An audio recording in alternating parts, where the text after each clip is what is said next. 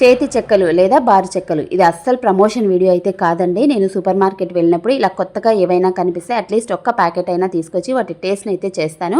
చాలా చాలా టేస్టీగా అనిపించాయి. ఇంట్లో అందరికీ కూడా చాలా బాగా నచ్చాయి. ఇంత నచ్చిన తర్వాత ఊరికే ఉంటానా, యూట్యూబ్లో సెర్చ్ చేసి మరి ఈ వీడియోని ఎలా చేయాలి ప్రిపరేషన్ తెలుసుకున్నానండి.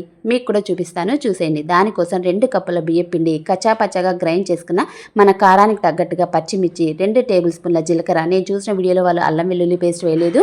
నేను తెచ్చుకున్న వాటిలో నాకు ఆ ఫ్లేవర్ తెలిసింది, అందుకని అల్లం వెల్లుల్లి పేస్ట్, టేస్ట్కి సరిపడా సాల్టు, సన్నగా కట్ చేసుకున్న కరివేపాకు, 2 గంటల పాటు ఇలా బాగా నానబెట్టేసుకున్న శనగపప్పు, వీటినన్నిటిని వేసేసుకొని 2 టేబుల్ స్పూన్ల బటర్ అయితే వేసుకోవాలి. బటర్ వేస్తే చాలా గుల్లగా వస్తాయని చెప్పారు, అందుకనేసి నేను ఇక్కడ 2 టేబుల్ స్పూన్ల బటర్ వేశాను. బటర్ లేకపోతే ఆయిల్ కూడా వేసేసుకోండి. ఆయిల్ కొంచెం వేడి చేసుకొని వేసుకోండి, గుల్లగా వస్తాయి.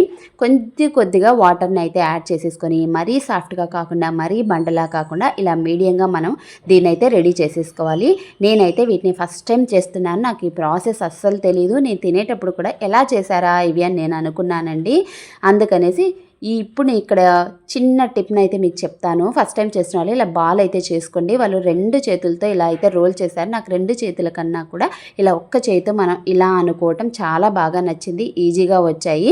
మరీ పెద్దవి కావాలంటే మీరు పెద్దవి కూడా చేసుకోవచ్చు, కానీ ఈ సైజ్ అయితే సరిపోతుందని నాకు అనిపించింది. ఇక్కడ పప్పు ఉంది కదా, అందుకని కొంచెం పక్కకు పోతుంది. పిండిని అడ్జస్ట్ చేసేసుకొని పప్పుల లోపలికి అయితే సెట్ చేసుకోండి.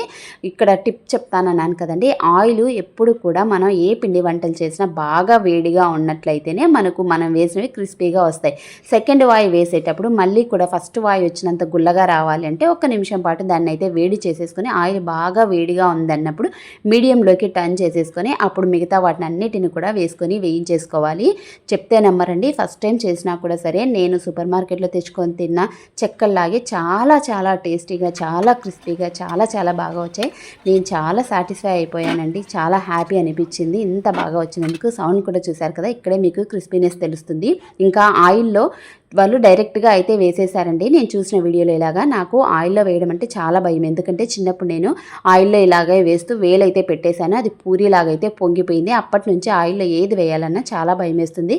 టేస్ట్ అయితే చాలా బాగుంది, తప్పకుండా ట్రై చేయండి. Don't forget to like, share and subscribe.